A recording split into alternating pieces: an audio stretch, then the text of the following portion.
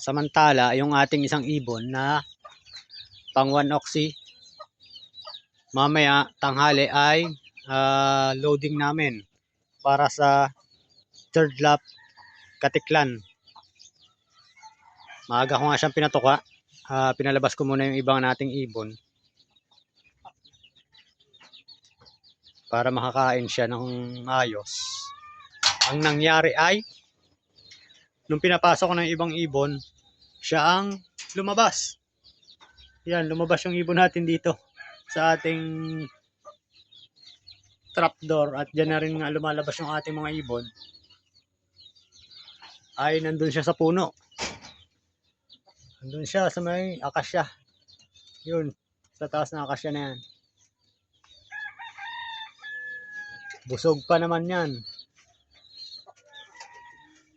Loobin na pumasok mamaya bago mag alas 11. O dapat mas maaga. Ayan. Dahil nga third lap Katiklan, dapat maisampa natin siya. Yun siya, oh. Pagbusog pa naman yung ibon na yan, ang tagal na mamahinga. Pero loobin na may karga natin yan, bumaba siya maya maya.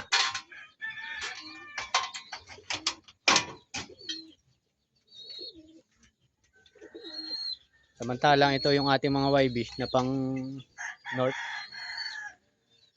Meron na nga tayong 5.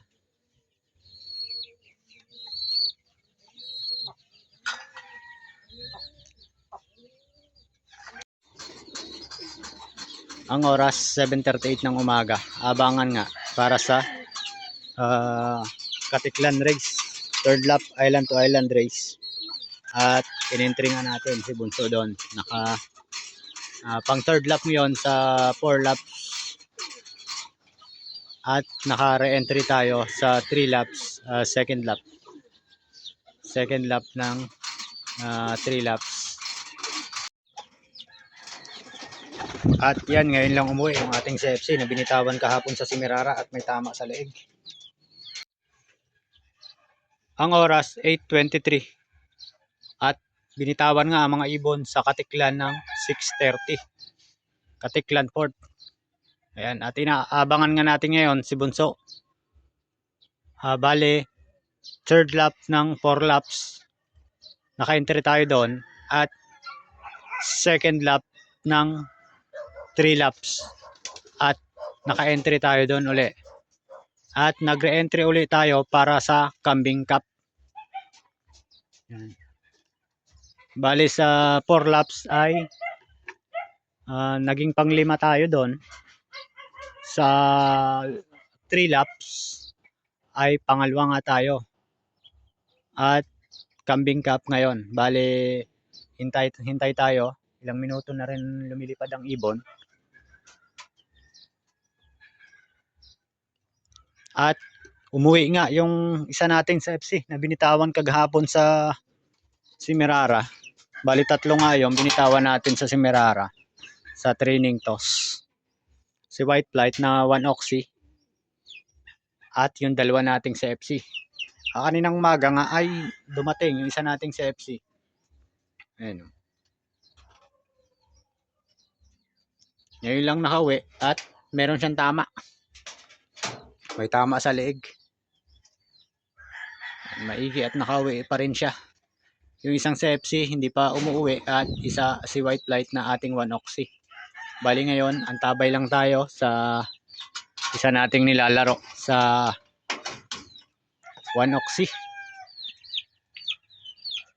Yan kay Bunso, antabay tayo sa pauwian.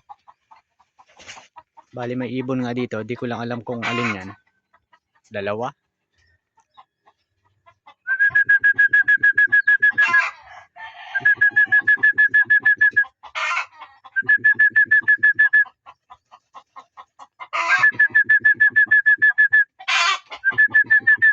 May nakapag-clock na sa part ng Kalintaan kaganina. Posible darating ng ibon.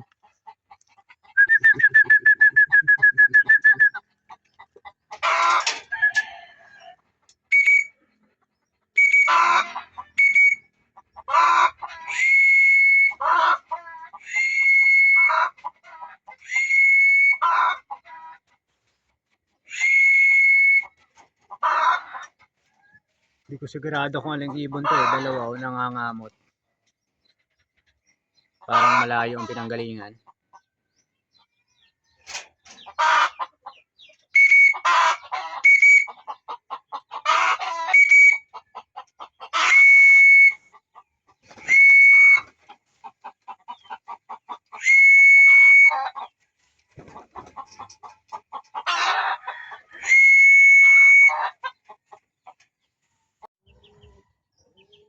Napeke ako ng mga ibon na yung kaganina sa may itaas ng puno. Ibon pala ng kapitbahay. Waiting pa rin tayo.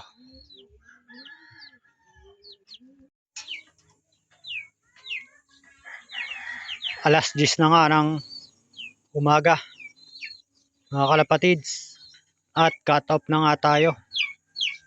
Hindi pa nakakauwi. Si Bunso. Cut off na tayo. Third lap, Katiklan. 130 kilometers air distance. Cut off na nga tayo mga kalapatids.